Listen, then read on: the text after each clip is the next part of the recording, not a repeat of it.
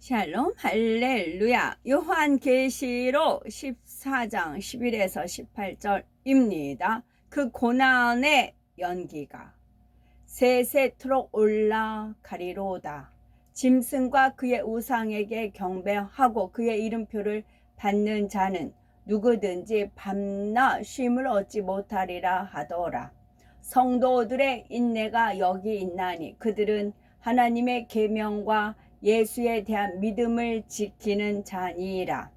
또 내가 들으니 하늘에서 음성이 나서 이르되 기록하라. 지금 이후로 주 안에서 죽는 자들은 복이 있도다 하시매 성령이 이르시되 그러하다. 그들이 수고를 그치고 쉬리니 이는 그들의 행한 일이 따름이라 하시더라.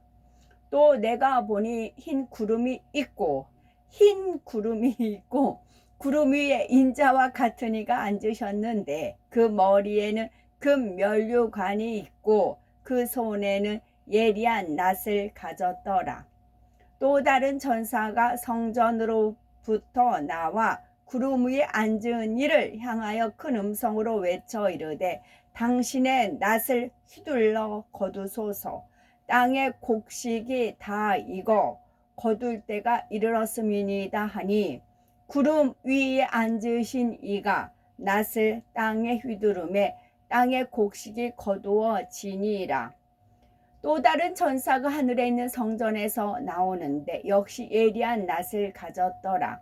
또 불을 다스리는 다른 전사가 제단으로부터 나와 예리한 낫 가진 자를 향하여 큰 음성으로 불러 이르되 네 예리한 낫을 휘둘러 땅에 포도송이를 거두라. 그 포도가 익었느니라 하더라. 요한계시록 강의 54번째 짐승과 우상입니다. 요한계시록 14장 19에서 10절에 또 다른 전사 곧 셋째가 그 뒤를 따라 큰 음성으로 가로되 제가 그 포도송이를 익었다 했을 때 청포도 있고 적포도가 있다 그랬어요. 그래서 이육사가 청포도 익어가는 계절, 그걸 한번 이제 읽어드린 적이 있네요. 그 뒤를 따라 큰 음성으로 가로되 만일 누구든지 짐승과 그의 우상에게 경배하고 이마에나 손에 표를 받으면 그도 하나님의 진노의 포도주를 마시리니 그 진노의 잔에 섞인 것이 없이 부은 포도주라. 거룩한 천사들 앞과 어린 양 앞에서 불과 유황으로 고난을 받으리니. 짐승과 그의 우상에게 경배한다는 것은 적그리스도의 세력과 그들의 우두머리를 경배하며 따른다는 의미입니다. 그런 사람들은 적그리스도의 명령에 따라 이마나 손의 표를 받게 되지요. 그것이 곧 하나님을 대적하는 이름을 알면서도 그 길을 선택하는 것입니다. 결국 그들은 불과 유황으로 고난을 받게 되는데 이는 곧 영원한 지옥의 형벌을 의미하지요. 이 형벌은 끝이 없습니다. 요한계시록 14장 10일에 그 고난의 연기가 세세토록 올라가리로다. 짐승과 그의 우상에게 경배하고 그 이름의 표를 받는 자는 누구든지 밤낮 쉼을 얻지 못하리라 하더라. 고통의 지옥불은 영원히 꺼지지 않으며 거기서 피어오르는 고난의 연기도 밤낮 없이 세세토록 올라갑니다. 최후의 백보자 대심판이 있기 전에는 구원받지 못하고 죽은 영혼들이 아래 음부에서 대기하며 형벌을 받고 있지요. 아래 음부에서의 고통도 너무나 참혹하지만 적어도 잠깐 동안은 쉼이 있습니다. 계속해서 형벌이 이어지는 가운데 다시 새롭게 형벌이 시작되기 전까지 아주 잠깐 동안의 쉼은 있지요. 물론 곧 다시 이어질 형벌에 대한 공포로 인해 마음 편히 쉼을 갖는 것은 아니지만 잠시나마 형벌 사이에 간격은 있다는 말입니다. 지옥 설교에 보면 성령을 심히도 회방한 어떤 부부가 아래 음부에서 형벌받는 모습이 있지요. 불이 지펴진 투명한 항아리 안에 독하고 고약한 냄새 나는 액차가 가득 차 있습니다. 이 안에 부부가 번갈아 가면서 한 사람씩 들어가 형벌을 받게 되는 것이지요. 끓는 액체 속에 들어가면 온몸이 두꺼비 등처럼 부르트고 안구가 튀어나올 정도로 고통을 받습니다. 항아리 밖으로 머리라도 내밀면 지옥사자가 사정없이 짓밟아 다시 밀어넣는데 그의 발에는 못 같은 것이 빽빽이 박혀 있지요. 그 발길질을 피하려고 머리를 집어넣지만 뜨거운 고통을 이기지 못해 다시 머리를 내밀고 그러면 또 지옥사자의 발이 짓밟힙니다.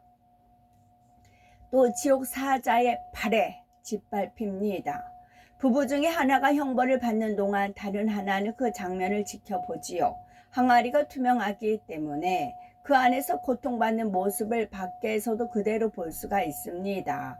이렇게 상대가 형벌받는 모습을 보면서 처음에는 부부간에 정으로 인해서 상대를 건져 달라고 애원하기도 하지요.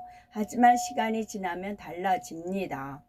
너 때문에 내가 이런 고통을 당한다 하며 나중에는 상대를 욕하고 서로 원망을 하지요. 자신이 조금이라도 덜 고통을 받기 위해 상대의 형벌이 더 길어지기를 바랍니다. 그를 거기에 더 오래 있게 하소서. 잠시라도 내가 더 쉴 수 있게 원합니다. 이런 말이 나오는 것입니다. 이렇게 아래 음부에서는 참혹한 형벌의 고통이 계속되지만 그래도 잠시의 쉼이라도 있는 것을 봅니다. 그러나 대신 판후의 지옥의 불못이나 유황못에 떨어지면 거기서는 잠시의 숨을 돌릴 틈도 없습니다.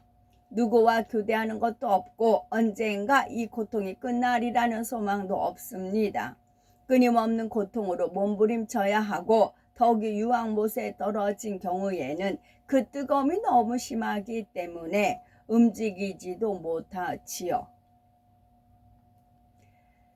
본문에 누구든지 밤낮 쉼을 얻지 못하리라 기록한 말씀이 바로 지옥의 참상을 설명하는 것입니다. 그러니 설령 7년 환란에 떨어진 사람이라도 적그리스도가 아무리 고문하고 회유한다 해도 결코 짐승의 표를 받아서는 안 됩니다. 그들의 고문이 아무리 잔혹하다 해도 그 고통에는 반드시 끝이 있습니다.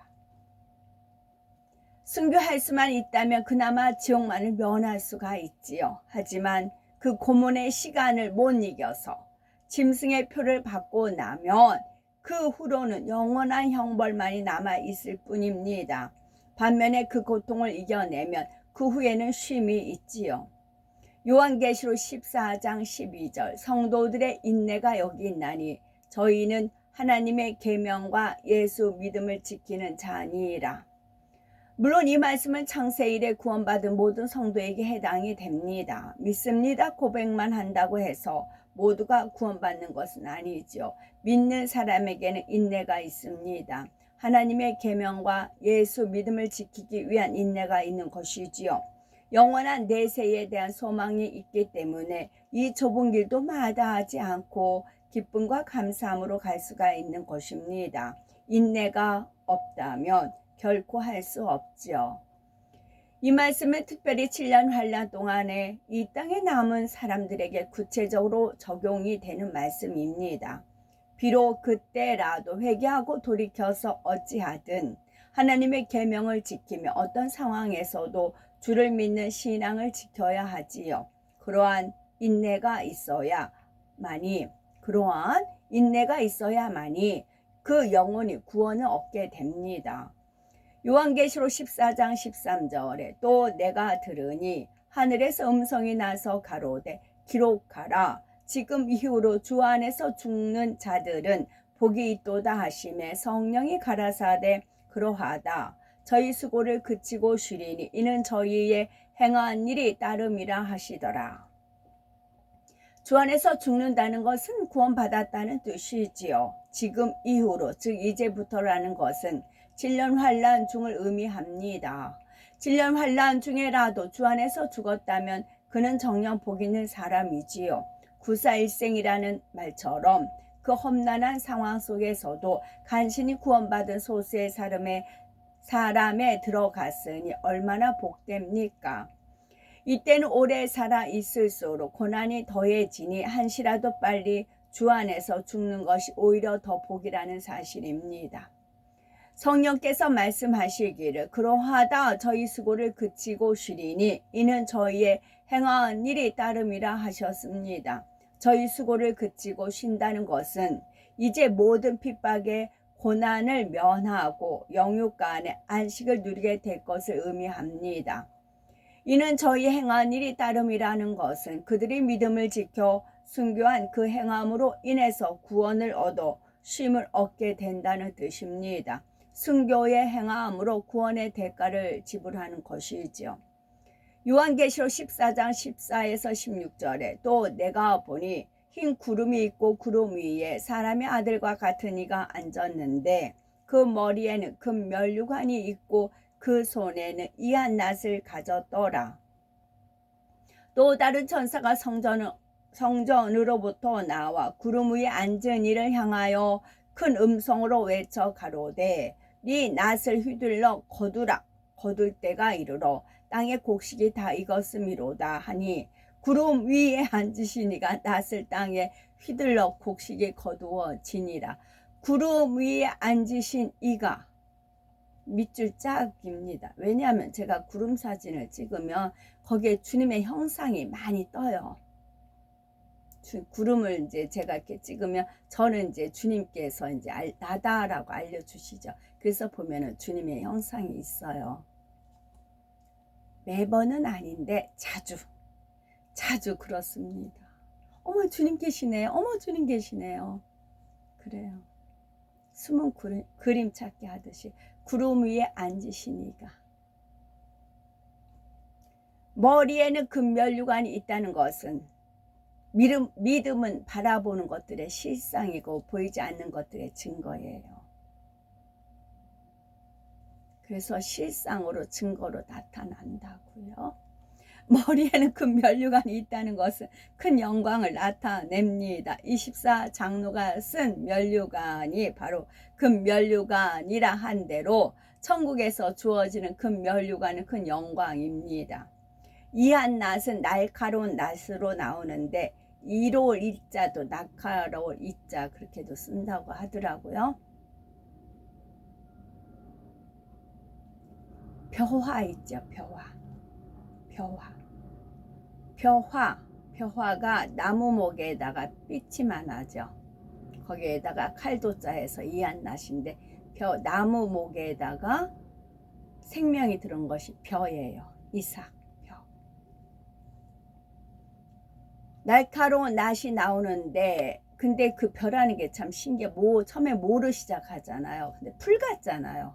그냥 풀 같잖아요. 근데 그 풀이 자라다 보면 어느덧 거기서 이삭이 이렇게 피고 또 이삭이 쭉쭉 크다가 이제 황금들판 되면 무거우니까 고개를 숙이고 그런 게 참 신기했어요.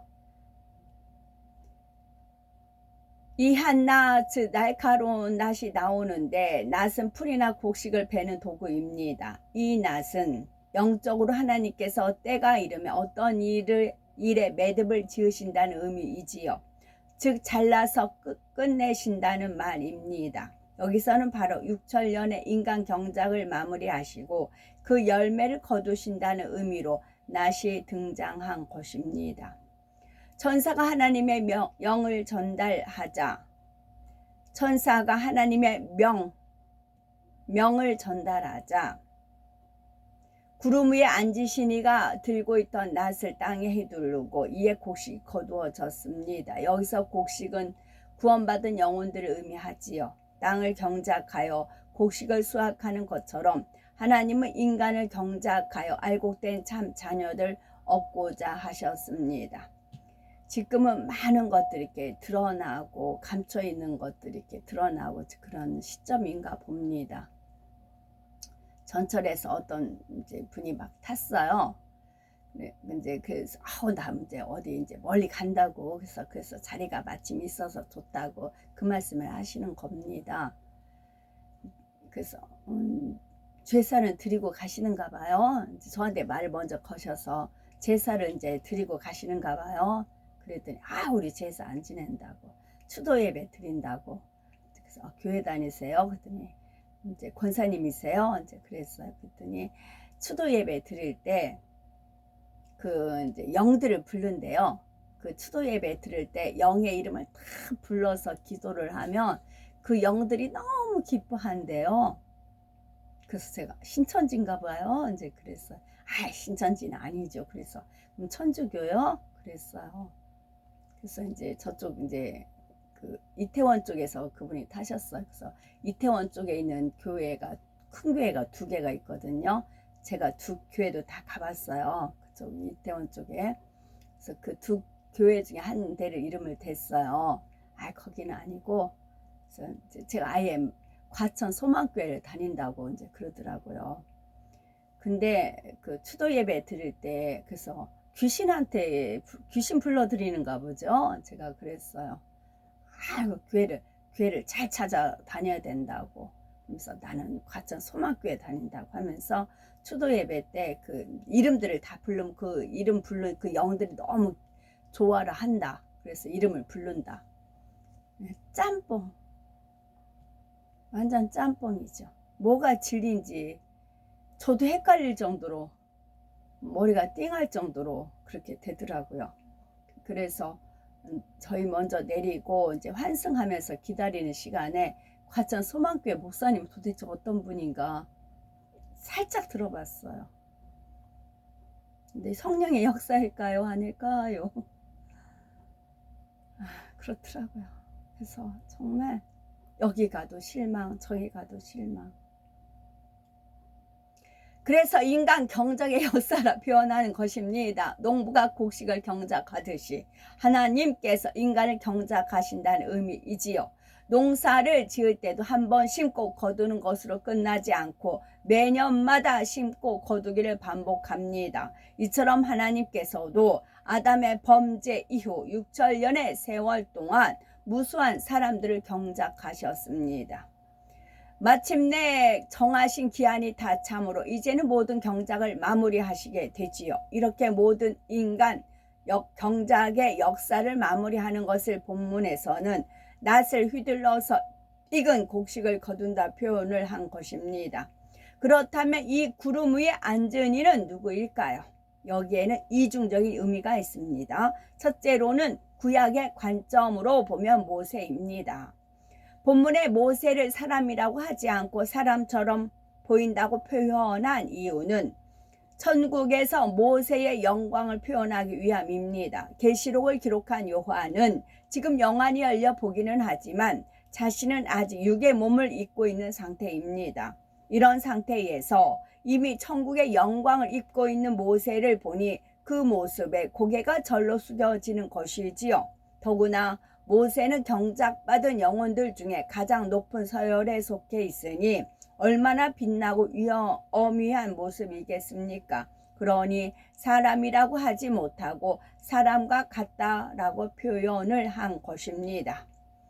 그러면 왜 모세가 여기 등장하는 것일까요? 모세는 하나님으로부터 구약의 율법을 받아 내린 사람이기 때문입니다. 율법은 영계의 법을 우리에게 알려주는 것이지요. 하나님께 속한 사람은 이 땅의 법만이 아니라 하나님께서 계신 영의 세계의 법에도 따라야 합니다. 이러한 영의 세계의 법칙을 우리에게 알려주신 것이 율법이지요. 수많은 영계의 법칙들 중에 이 땅에서 우리가 지키고 행해야 할 것을 알려주신 것입니다. 이 율법 안에는 하나님의 마음이 담겨 있고 영의 세계를 유지하는 질서가 담겨 있습니다. 동시에 인간 경작에 필요한 모든 것도 담겨 있지요. 인간 경작의 기한과 목적 그리고 방법까지 다 담겨 있습니다. 또한 축복과 저주, 죄와 사망, 심판과 구원 등 이 모든 것들이 설명되어 있지요. 우리가 이러한 율법에 따라 하나님의 뜻대로 살 때 구원받고 축복받을 수가 있는 것입니다. 반면에 계명을 지키지 않으면 그런 사람은 사람의 본분을 떠난 것이고 짐승과 다를 바가 없습니다. 아무리 사람의 형상을 입고 있어도 사람의 본분을 떠나 짐승과 짐승과 같이 되면 그는 천국에 이를 수가 없지요. 그래서 경작을 다 마친 후 모세에게 주신 율법의 심판의 기준이 됩니다. 사람의 본분을 떠난 건 짐승과 다를 바 없다 했어요. 그런데 짐승을 지금 어떻게 해요? 사람처럼 대접을 하죠. 보듬고 유모차 태우고 어부바하고 어느 여자분이 자전거를 타면서 강아지를 어부바했어요. 강아지를 어부바하고 자전거를 타고 가는 모습. 오히려 짐승을 사람처럼 대접하고 사람의 본분을 떠나니까 짐승이 되고, 모세가 낫을 휘둘러 곡식을 거둔다는 것이 바로 모세에게 주신 율법에 따라 심판이 이루어진다는 의미입니다. 심판의 기준이 되는 것이 모세의 율법이므로 모세가 낫을 휘둘러 곡식을 거두는 것입니다. 둘째로 구름 위에 앉아 낫을 드니는 주님을 의미합니다. 요한복음 5장 27절에 또 인자됨을 인하여 심판하는 권세를 주셨느니라 하셨지요. 성부 하나님께서는 심판자요 재판장이십니다. 멍멍이 걔는 아무 잘못이 없어요. 저는 이렇게 지나가다가 어머 너 왜 이렇게 이쁘니? 어머 너 왜 이렇게 잘생겼어? 어머 너 왜 이렇게 깜찍해? 저 그렇게 표현을 해요. 정말 우러나와서. 하나님의 창조품이잖아요. 피조물이잖아요. 우리 사람도 피조물, 멍멍이도 다 피조물이잖아요. 근데 그걸 어떻게 가치를 부여해서 어떻게 하느냐에 따라서 사람이 다 자기 본분에서 벗어나니까 하나님 룰에서 벗어났잖아요. 그 사람 탓이에요. 사람 탓.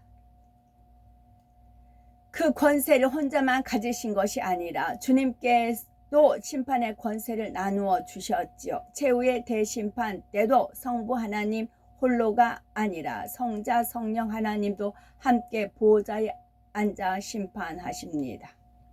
구약시대의 심판의 기준은 모세에게 주신 율법입니다. 구약의 관점에서 볼 때는 낫을 들고 거두는 이는 모세가 된다 했지요. 그러나 신약에서는 주님을 믿는 믿음에 따라 심판이 이루어집니다.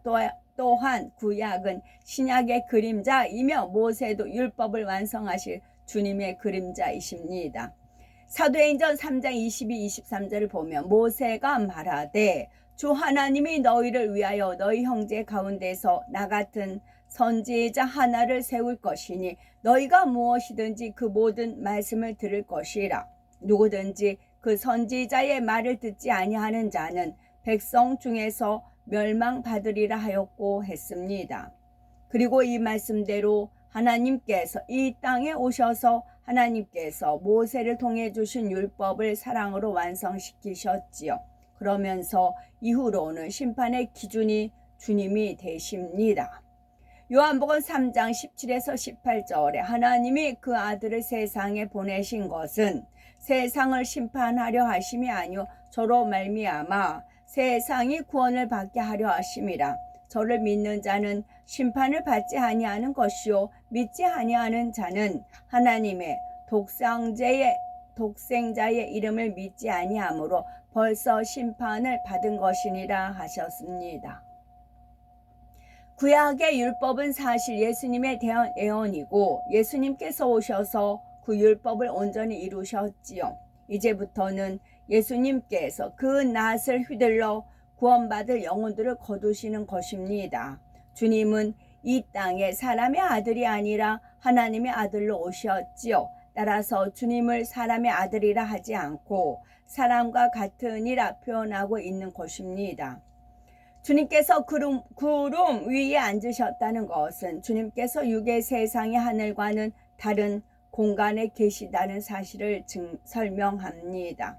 사람이 경작받은 육의 세상은 제1하늘이요 가장 낮은 차원의 공간입니다. 반면에 주님께서 계시는 곳은 영의 공간으로서 제3하늘 혹은 제4하늘입니다. 이렇게 주님께서 다른 차원의 하늘에 계신 것을 구름 위에 앉았다고 표현한 것입니다. 사도 요한이 한 장면을 보았다 해도 거기에는 이중적인 의미가 담겨 있을 수 있습니다. 요한이 본 이가 모세였지만 결과적으로는 그분이 바로 주님이 된다는 말이지요. 본문에 천사가 큰 음성으로 외쳐 가로되 네 낫을 휘둘러 거두라. 거둘 때가 이르러 땅의 곡식이 다 익었음이로다 할 때 좀 이상하다는 생각이 들 수가 있습니다. 구름 위에 앉으시니가 모세 혹은 주님이신데 어찌 천사가 감히 명령할 수 있냐는 것이지요.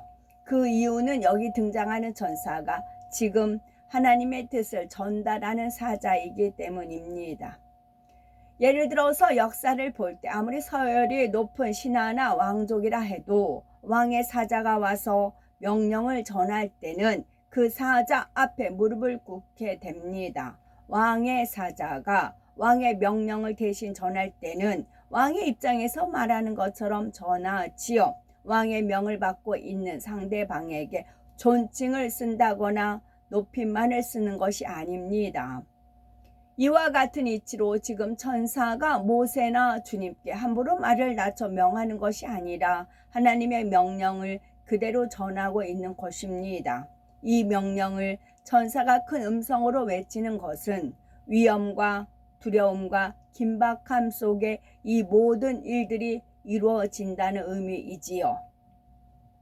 요한계시록 14장 17에서 18절에 또 다른 천사가 하늘에 있는 성전에서 나오는데 또한 이한 낫을 가졌더라. 또 불을 다스리는 다른 천사가 제단 안으로부터 나와 이한 낫 가진 자를 향하여 큰 음성으로 불러 가로되 네 이한 낫을 휘둘러 땅의 포도송이를 거두라. 그 포도가 익었느니라 하더라. 이번에는 사람이 아닌 천사가 낫을 들고 성전으로부터 나옵니다. 이 천사도 날카로운 낫을 들고 있는데 이 낫은 앞에 나온 낫과는 다른 의미이지요. 앞에서 휘두른 낫은 하나님께서 정하신 경륜에 따라 인간 경작의 섭리를 마무리한다는 의미였지요.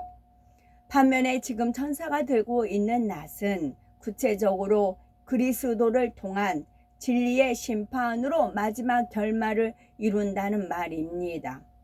앞에서도 주님이 곧 심판의 기준이 되신다 하였지요. 비록 구약 시대에는 모세의 율법이 심판의 기준이 되었지만 결국은 누구든지 예수 그리스도로 말미암아 구원받지요. 베드로전서 3장 19절에 저가 또한 영으로 옥에 있는 영들에게 전파하시니라 말씀합니다. 옥에 있는 영들에게 무엇을 전파하시겠습니까?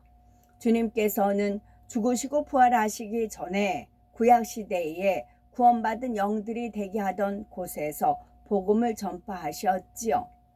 모든 구원받은 영혼들이 예수 그리스도의 이름으로 말미암아 구원에 이르도록 길을 열어주신 것입니다.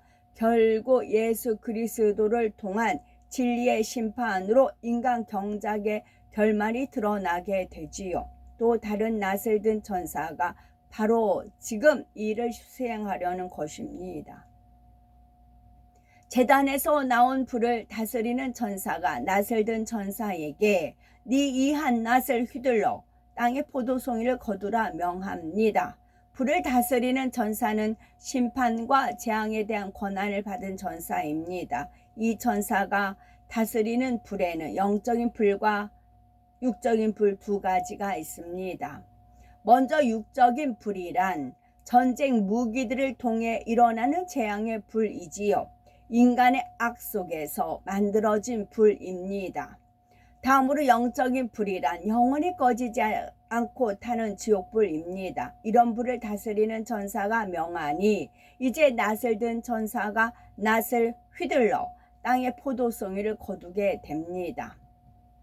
땅의 포도송이는 무엇일까요? 앞에서는 낫을 휘둘러 익은 곡식을 거둔다 하였습니다. 이는 주를 믿는 믿음을 지킨 사람들, 곧 구원받은 영혼들을 거둬들이는 것입니다.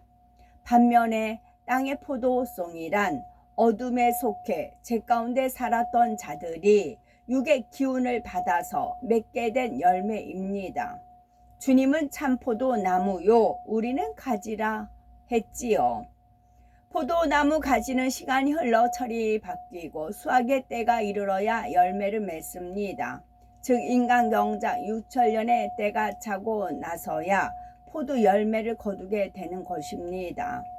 포도나무에 가진 우리가 맺게 되는 열매가 바로 포도송이요 포도 열매입니다.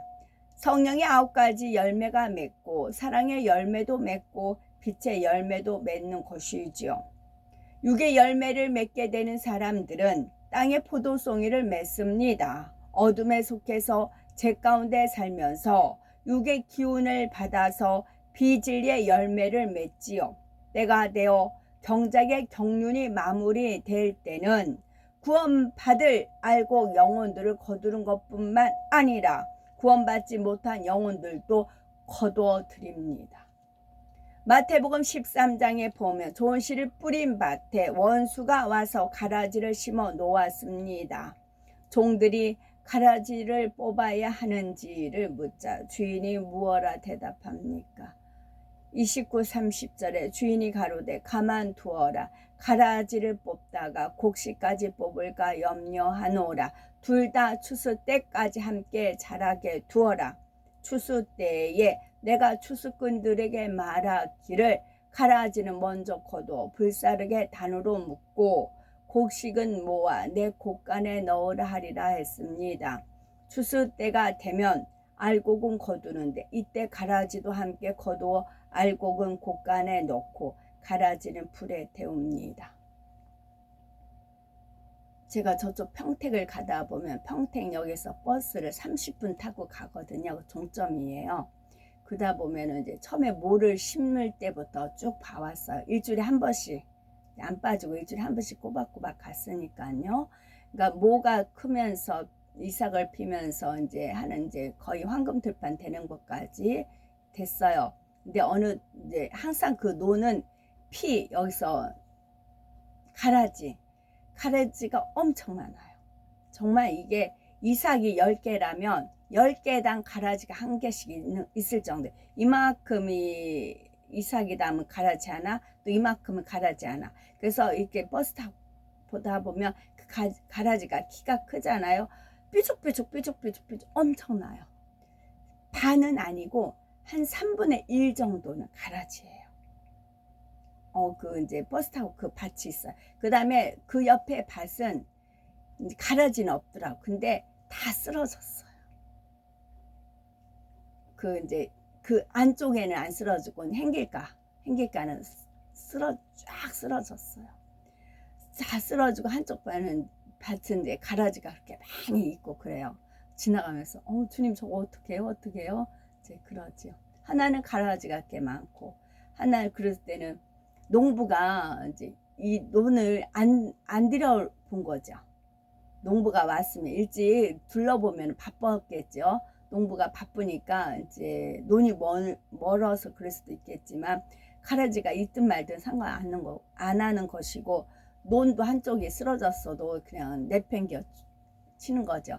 그러니까 본인이 배가 탕탕 배부르는 부자라면 관여를 안 하는 거죠. 저거 다 쓰러진 거 어떻게 빌라면 완전 많이 엄청 묻겠다 그런 생각을 했거든요. 이거 읽던 중에 그 장면이 떠올라서. 그래서 농부가 그 농사 짓는 사람 게으르면 농사 짓겠어요. 게으를 것 같지는 않고 배가 부른다거나 심어놓고 되든 안 되든 상관없어 그런 식으로 되지 않을까 그런 생각을 하면서 매번 지나갑니다. 매주마다 거기를 꼭 지나가면서 이제 버스가 항상 거기에 좀 천천히 갔던 것 같아요. 건널목이 있었는지. 그러니까 유심히 볼 수가 있었거든요. 하나님을 대적하고 주를 부인하던 자들에게 불을 다스리는 천사의 지엄한 명에 따라 불의 재앙과 형벌이 임합니다. 하나님의 진노의 큰 포도주 틀이라는 것은 심판의 틀을 말합니다. 적그리스도의 세력이 왕성할 때는 그 권세가 영원할 것처럼 보입니다. 그러나 때가 이르면 반드시 하나님께서 그들을 심판하시며 그 추종자들도 형벌 가운데 떨어집니다.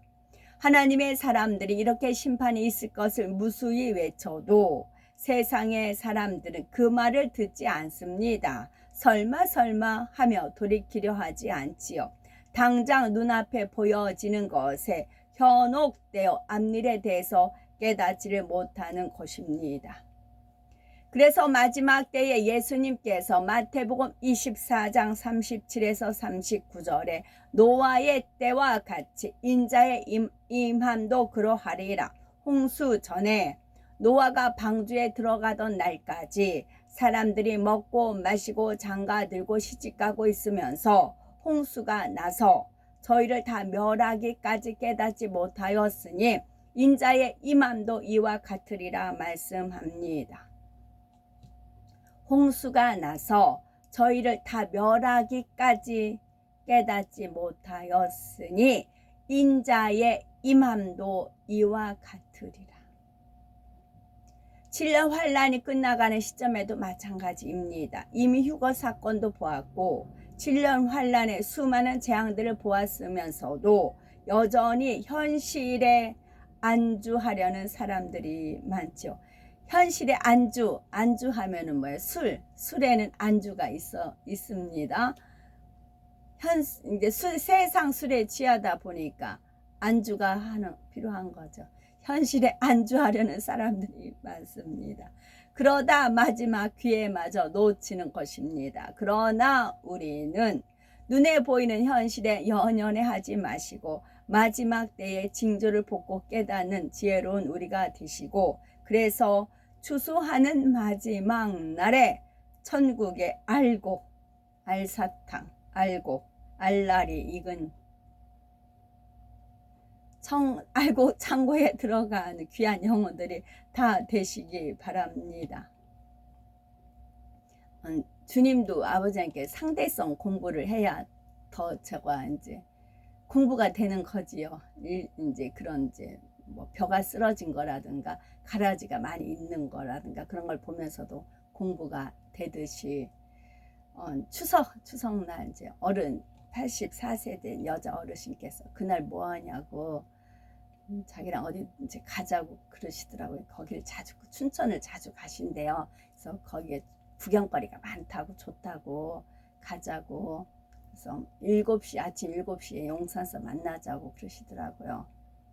그러면 여기서 이제 뭐 5시 하여튼 4시 일어났는데 이제 잠이 안 와서 그때부터. 그러니까 저는 이제 추석 항상 주님께서 코치를 해 주십니다. 그럼 이제 제가 실수해야 될 부분 같은 경우는 제가 실수를 해야 되기 때문에 또 안 챙겨주시고, 그러니까 합력하여 선을 이루시는 거거든요.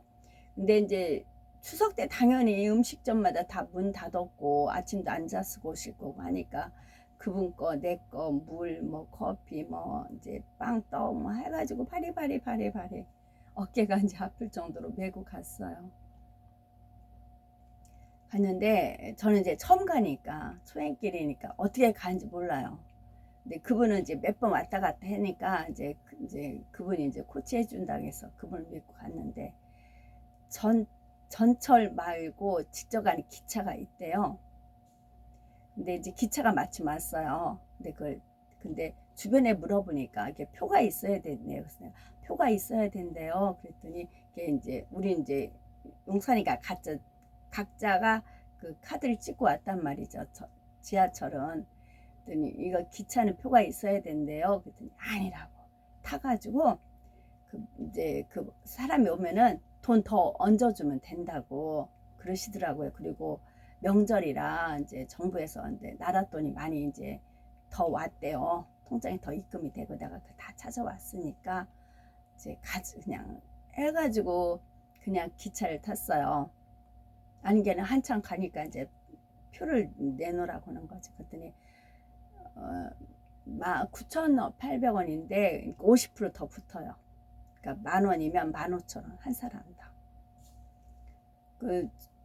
한 사람당 그렇게 붙어요. 그래서 이제 제가 또 현금을 많이 가지고 가지도 않고 이제 그래서 제가 10,000원 내고 그분 이제 20,000원 내서 이제 결산을 했어요. 그러니까 표가 10,000원이기 때문에 저는 10,000원을 제가 낸 거예요. 주님이 이끌려서 냈는데 나중에 돌아보니까 그렇게 된 겁니다. 그래서 이게 심판 때는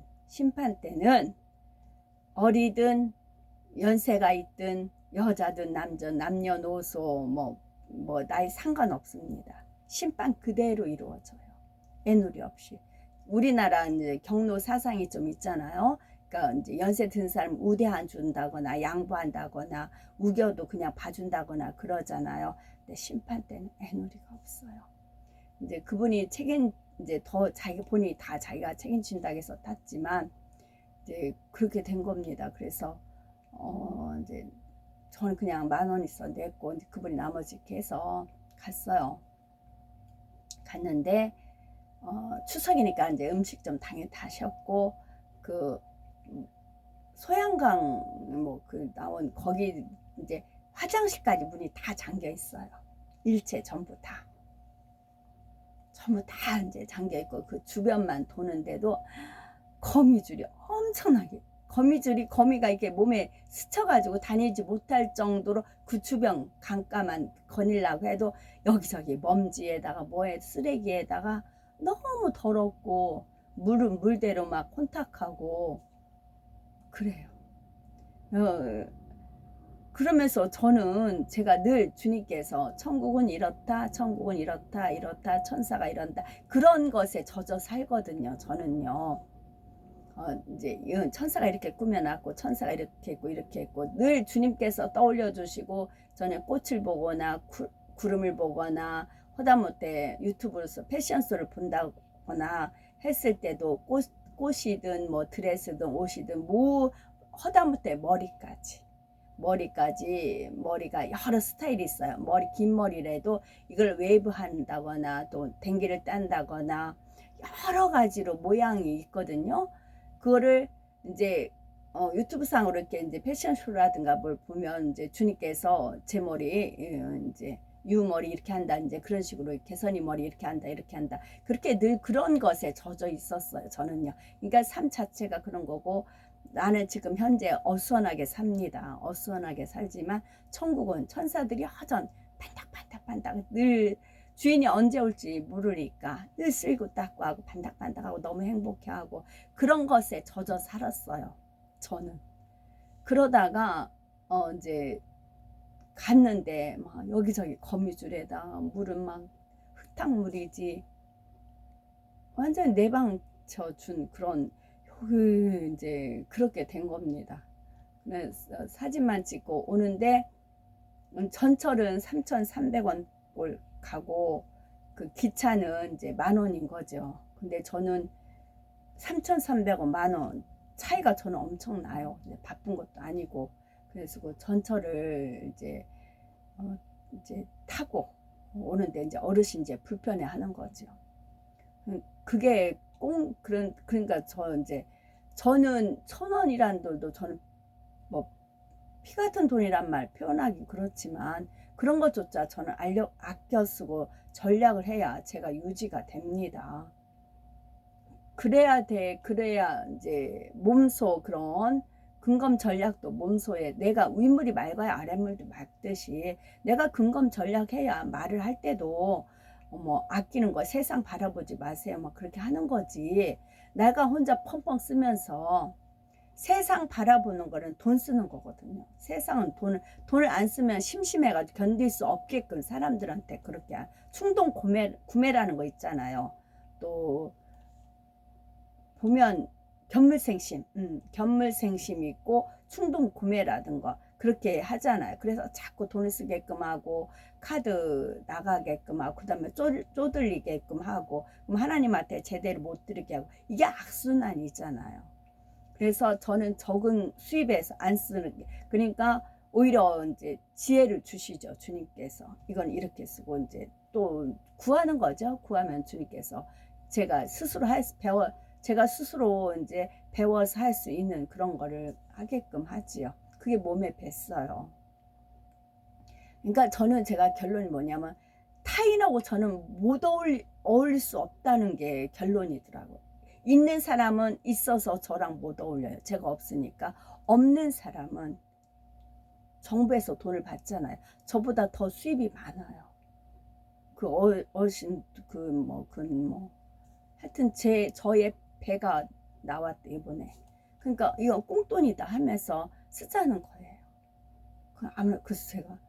그래서 제가 이게 이제 물론 이제 저 하는 모든 건 심판의 기준이긴 하지만 제가 그랬어요. 어르신은 그게 돈을 그냥 이번에 더 보너스로 들어왔지만 저는 해프게 쓰면 저는 메꿀 수가 없어요. 이제 그랬어요.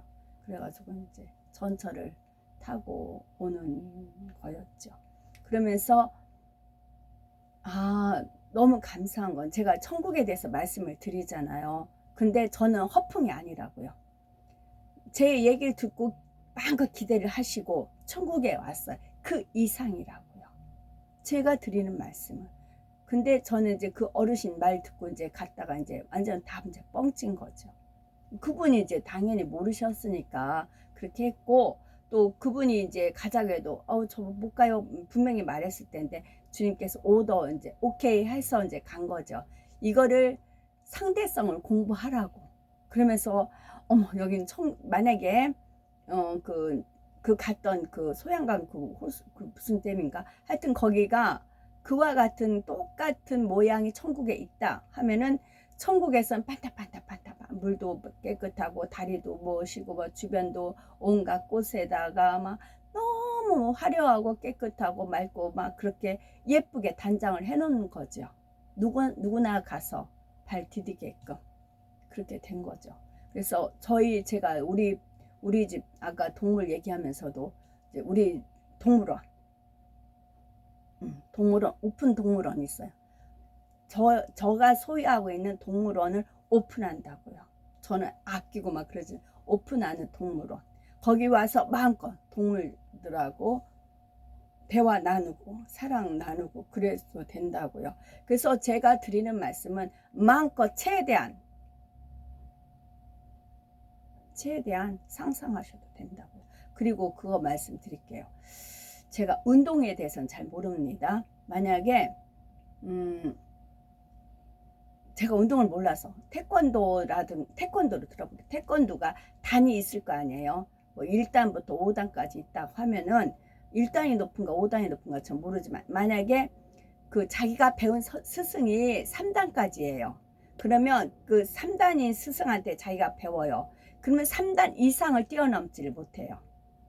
그 스승이 5단이면 5단 있는 한에서 가르쳐요. 그러면 5단 이상을 뛰어넘지 못하고 그 스승 배운 그대로 나와. 그 가닥이 나와요. 그게 영적으로도 그렇더라고요. 영적으로 어떤 목사님한테 자기 스승한테 매여 있어요. 그 스승을 초월하지를 못해요. 근데 그 스승이 하나님을 경외하고 하나님을 이렇게 높이는 게 아니라 자기 스스로 우상화가 되어 있거든요. 그러니까 이 밑에 있는 사람도 말 중에 자기 우상화가 되어 있어. 이게 나와요. 이게 나오더라고요. 그 전에 제가 이걸 너무 안타까워서 늘 지금은 별 말씀 안 드렸는데 그런 스승은 비키면 더 하나님한테 직접 주님한테 배우면은 같이 열매거든요. 그래서 어느 교회는 그 부목사님들이 이제 설교하시잖아요. 근데 다 부목사님들이 너무 훌륭해요. 그 담임 목사님이 하나님 말씀을 심어주니까 본인도 하나님 말씀을 늘 배워 나가고 하니까 부목사님들이 열매예요. 그 담임 목사님의 열매가 부목사님이에요. 그러니까 그 담임 목사님이 나를 본받아 내가 머리야 라고 안 하셔요. 그러니까 그 부목사님들이 껑충껑충 영적으로 성장합니다. 이 부목사님들이 영혼이 잘 되면 그 열매가 담임 목사님 열매가 되는 겁니다. 그게 상급이에요. 근데 한편은 그 목사가 내가 머리야, 내가 우상이야, 내가 뭐 사도급 뭐야 하잖아요. 밑에 있는 사람들이 아무리 열심히 해도요. 그 스승 초월할 수가 없어요. 그거 확연하더란 얘기죠. 끝. 아멘. 샬롬.